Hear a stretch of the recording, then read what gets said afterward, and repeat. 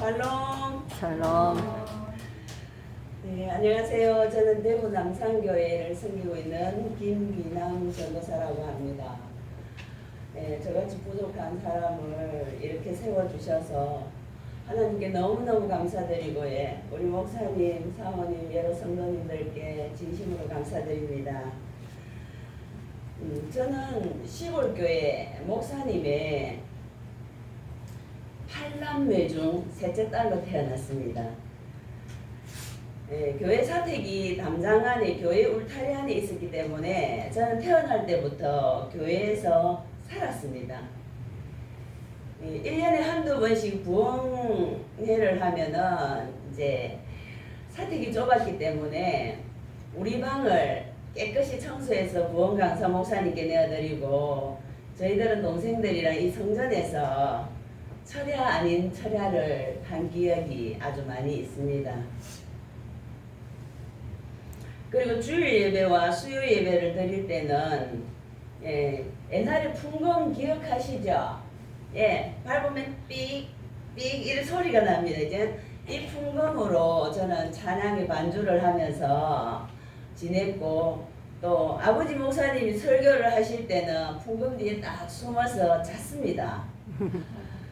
자다가 아버지 목사님이 이제 설교를 마치고 설교 후 찬양을 해야 되는데 안 일어나거든요. 그래서 아버지가 여기서 불길 같은 성신여 강구하는 우리에게 이러시면 저는 깜짝 놀래가지고 일어나서 당황하면서 반주를 하면서 그렇게 성장하였습니다. 오늘 잠시 우리 본문을 살펴본 후에 저의 이야기를 계속 이어가도록 하겠습니다. 예수님께서는 공생의 기간에 굉장히 여러 가지 사역을 하셨습니다. 오늘 본문의 나병 환자를 고치시면서 복음을 전하는 모습을 우리는 오늘 본문에서 만날 수 있었는데요. 예수님께서 산에서 내려오시니 수많은 무리가 따르니라 1절에 이렇게 기록되어져 있었습니다. 오늘도 역시 예수님은 하나님 나라를 전하고 계셨습니다. 예수님 당시의 군중들은 예수님께서 말씀을 가르치는 것도 너무 놀랍지만 죽은 사람도 살리죠, 병자를 고치시죠. 예수님이 하시는 이 사역들이 너무너무 놀라워서 이 군중들이 도저히 예수님 곁을 떠날 수가 없었습니다. 그래서 예수님이 가시는 곳곳마다 사람들이 확 모여들었습니다. 이런 예수님의 소문이 오늘 본문의 나병 환자에게도 들려왔습니다. 나병 환자는 고민했습니다. 이렇게 항상 많은 무리에 둘러싸여져 있는 이 예수님께서 과연 나를 만나주실까? 사람들은 내가 나병 환자라 하여서 저 멀리서 보고도 나하고 부딪힐까봐 도망가 버리는데, 예수님은 혹시 그런 분이 아닐까?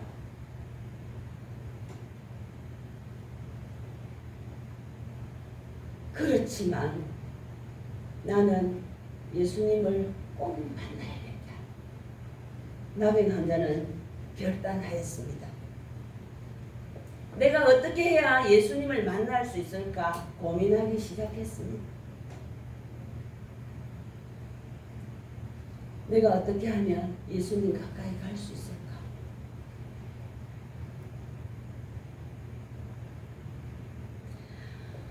그런데 이 나병 환자가 예수님을 만난다는 것은 정말 불가능한 일인 것 같았습니다.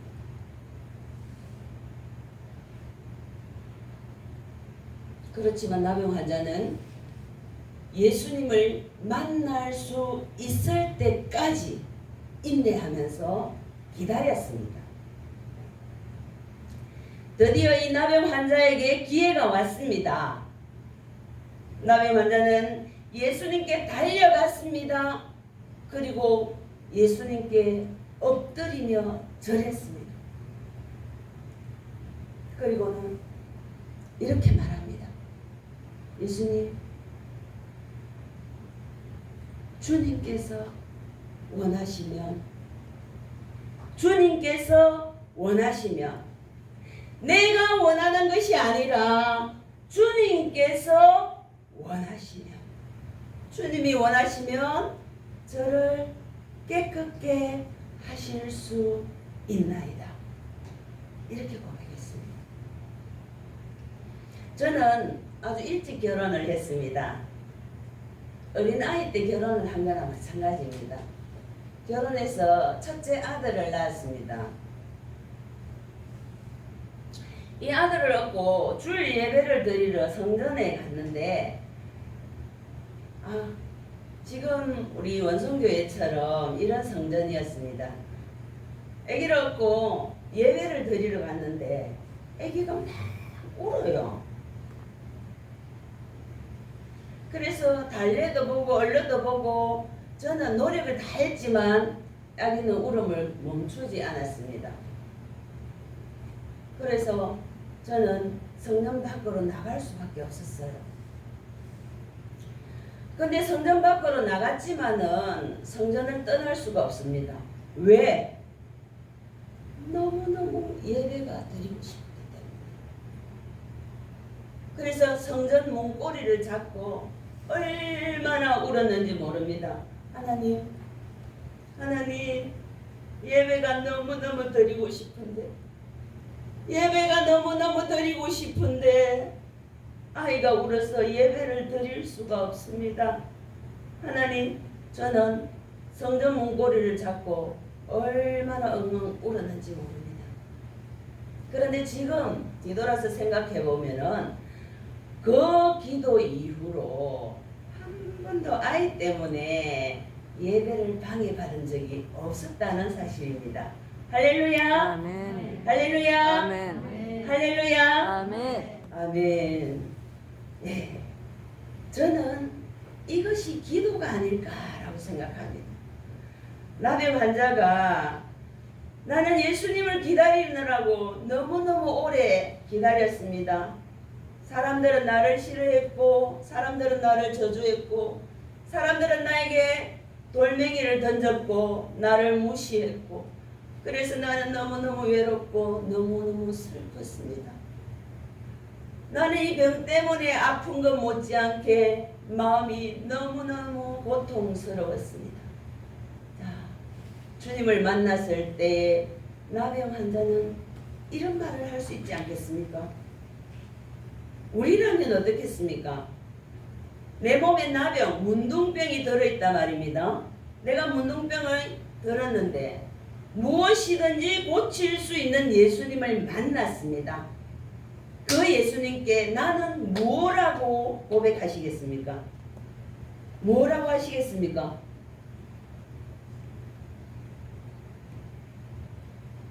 이 본문의 나병 환자는 다른 말을 하지 않습니다. 주여, 주님께서 원하시면, 내가 원한다는 고백이 아닙니다. 주님께서 원하시면 저를 깨끗하게 하실 수 있나이다. 아멘. 주님께서 이 나병 환자의 고백을 들으시고 바로 그 자리에서 손을 내밀어 나병 환자에게 대시며 내가 원하노니 주님께서 원하시니 깨끗함을 받으라. 아멘. 그 즉시 나병 환자는 깨끗함을 받게 되었습니다. 우리 성경에 보면은 기도의 가르침 중에 여러 곳이 있는데 그 중에 한 군데를 마태복음 6장 7절 8절을 찾아보면은요, 기도할 때 이방인과 같이 중언부언하지 말라. 8절에 보면은 구하기 전에 너희에게 있어야 할 것을 하나님 너희 아버지께서 아시느니라. 그렇습니다.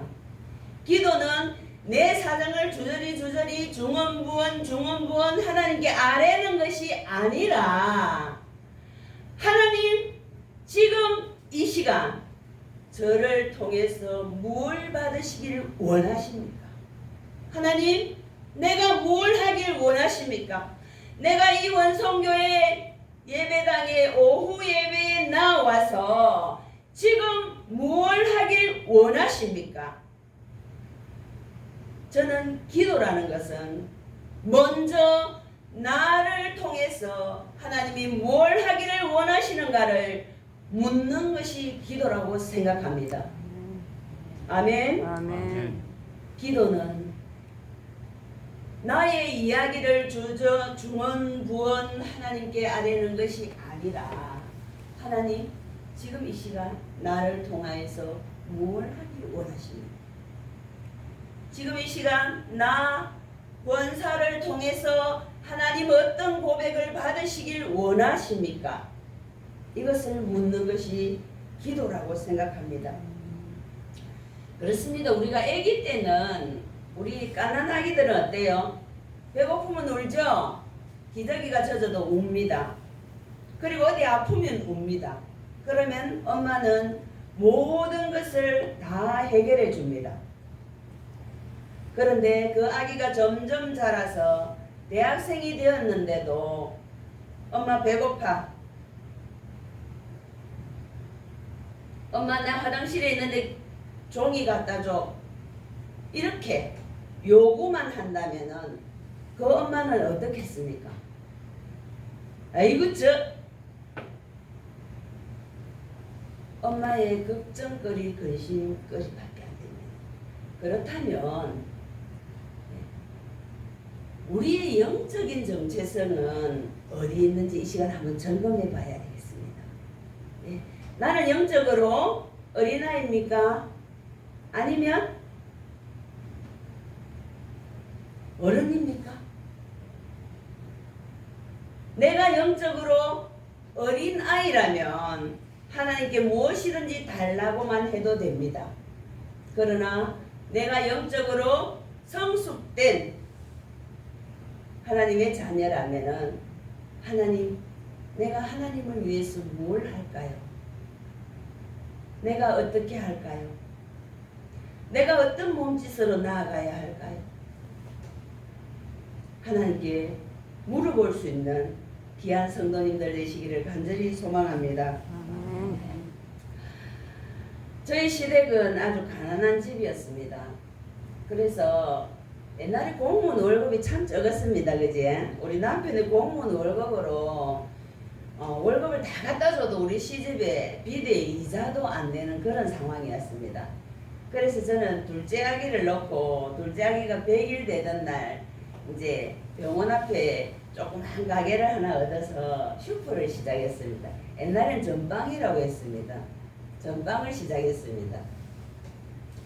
이 두 아이를 양육해야 되죠. 설상가상으로 또 우리 시어머니께서 중풍으로 쓰러지셔가지고 제가 수발을 했었어야 됐습니다. 그 아이 양육에다가 어른 수발에다가 장사까지 하려고 하니까 체력이 소진될 수밖에 없었습니다. 그래서 이제 교회에 집사님이시지만 보건소에 근무하시는 한 집사님에게 부탁을 해서 집에서 영양제 링거를 맡기로 했습니다. 지금은 가정집에서 링거를 맞는 것이 법으로 금지됐는지 모르겠지만 옛날에는 간호사 선생님들이 집에 와서 영양제를 많이 놔주셨습니다. 그지? 그래서 이제 저도 가게 안에 있는 작은 방에서 영양제를 맡기로 했습니다. 토요일날 이제 남편이 퇴근해가 와가지고 가게를 보고 저는 오후에 이제 가게 뒤에 있는 작은 방에서 링거를 맞는데 남편이 가격도 모르죠. 막 손님들도 왔다 갔다 하죠. 연신 방문을 열면서 이거 얼마고 저거 얼마고 막 물어서 하니까 누워있는 것이 너무너무 불편했습니다. 그래서 빨리 일어나고 싶은 마음에 링거를 얼마나 맞았나 싶어서 링거병을 이렇게 올려다보는데 깜짝 놀랐습니다. 그리고는 가게에 있는 남편을 들어오라고 해서 여보 저 링거병이 아무래도 이상해요. 빨리 가서 확인을 좀 해봐 주세요. 그랬더니 링거병을 보던 남편이 깜짝 놀라면서 막 뒤로 덜썩 주저앉으면서 엉덩방울을 찍는 것입니다. 그리고는 전화를 하더니 막 사방팔방 난리가 났습니다. 왜? 우리 마누라 살려내라고. 그래서 저는 무슨 영문인지 몰라서 어쨌든 저는 응급실로 호송이 되었고 병원 응급실에서 이제 양팔에 다른 링거를 꽂아놓고 이렇게 맞고 있었습니다. 근데 이상하게 의사 선생님이 제가 생각하기로 한 1분마다 와서 눈을 팍 계속 뒤집는 거예요. 눈을 뒤집고는 프레시로 동공을 확인을 계속 하는 겁니다. 그래서 왜 이럴까 생각을 했는데 의사 선생님이 아무래도 이상하다 계속 그래요. 그러면서 이제 그제서 알게 된 사실이 제가 맞은 링거병이 어떻게 됐냐 하면은요, 옛날에 링거병에 이렇게 세워놓으면은 이렇게 그물망으로 링거병을 싸놓고 그물망을 이렇게 올려서 이렇게 걸고 링거를 맞잖아, 그죠?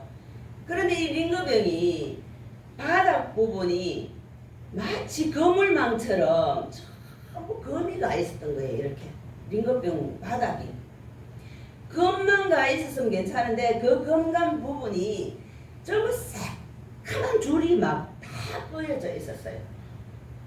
그리고는 링거병이 거꾸로 탁 떠니까 이 바닥에 이렇게 눌러붙어 있던 새까만 곰팡이가 중간으로 툭 떨어진 거예요. 그냥 영양제 링거가 아니라 썩은 링거를 저는 절반 이상 맞았던 겁니다. 알고 보니까 썩은 링거를 혈관으로 그렇게 투여를 하면은 사람이 바로 죽는데요. 그게 더더구나 혈관을 타고 들어갔기 때문에 뇌에 딱 도착하는 순간 바로 즉사한다는 겁니다. 그래서 병원에 저는 누워서 그때 그 말을 들었습니다. 그래서 그때 저는 사태의 심각성을 알게 됐습니다. 그래서 저는 누워서 이렇게 기도했습니다. 하나님, 이제 저 오늘 천국 가는 거예요. 하나님, 저 천국 데려가시는 겁니까? 그러면서 이제 아주 짧은 시간이지만 하나님 앞에서 저의 삶을 정리하기 시작했습니다. 하나님,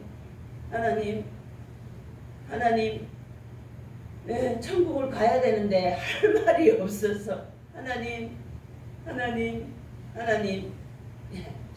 이렇게 하나님만 부르고 있었습니다.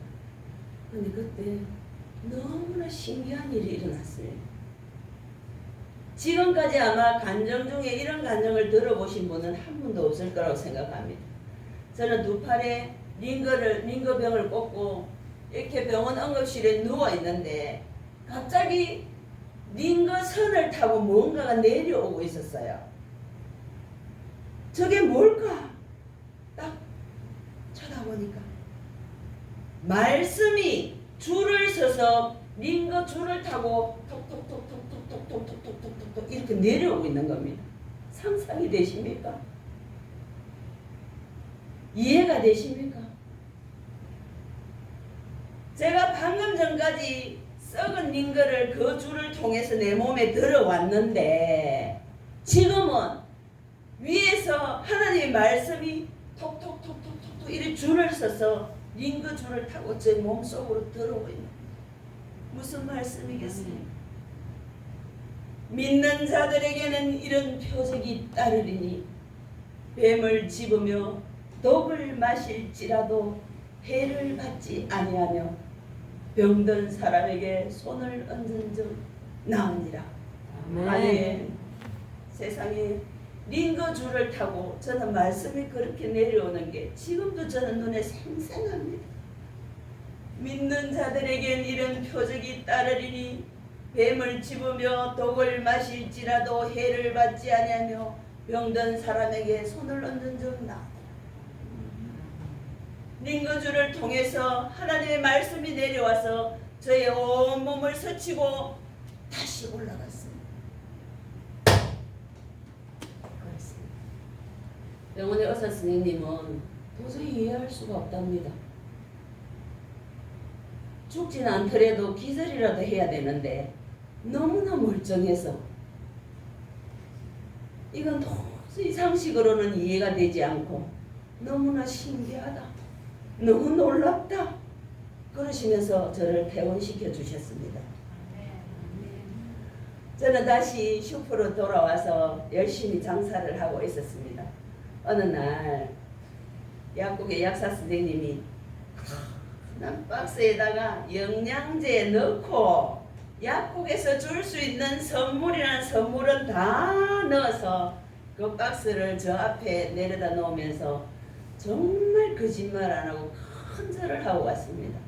살아줘서 너무너무 고맙다. 살아줘서 너무너무 고맙대요, 제가. 근데 그렇게 썩은 링거를 그만큼 맞았으면, 죽지 않았으면 발진이라도 나야 되는 거 아닙니까? 그지? 뾰루지라도 나야 되잖아요. 독이 밖으로 좀 품어져 나와야 되잖아요. 그런데 뾰루지 하나 안 나고 연고 한번 바를 필요 없이 아주 완벽하게 하나님께서 자가해독을 시켜주셨습니다. 이것이 말씀의 능력입니다. 세상에 썩은 링거가 그 줄을 타고 내 몸에 들어왔는데 하나님의 말씀이 그 줄을 타고 내 몸에 들어오니 아무리 독이라 할지라도 말씀으로 완전히 해독시켜 주신 하나님의 놀라우신 능력, 이 능력을 우리 모두가 다 경험할 수 있기를 간절히 소망합니다. 아멘.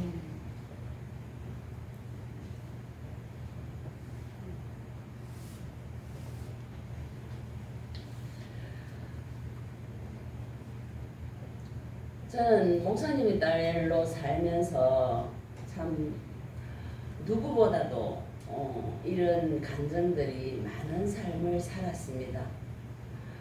하나님께서는 저를 단 한 번도 사람 앞에서 세워주지 않으셨습니다.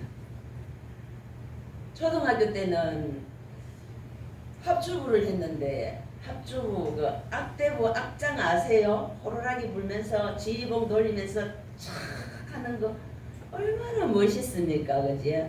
선생님 저를 그걸 시켜준다는데 우리 부모님은 저한테 물어보지도 않고 다른 교수로 인지를 옮겨갔습니다. 그래서 저는 악장도 못 해봤습니다.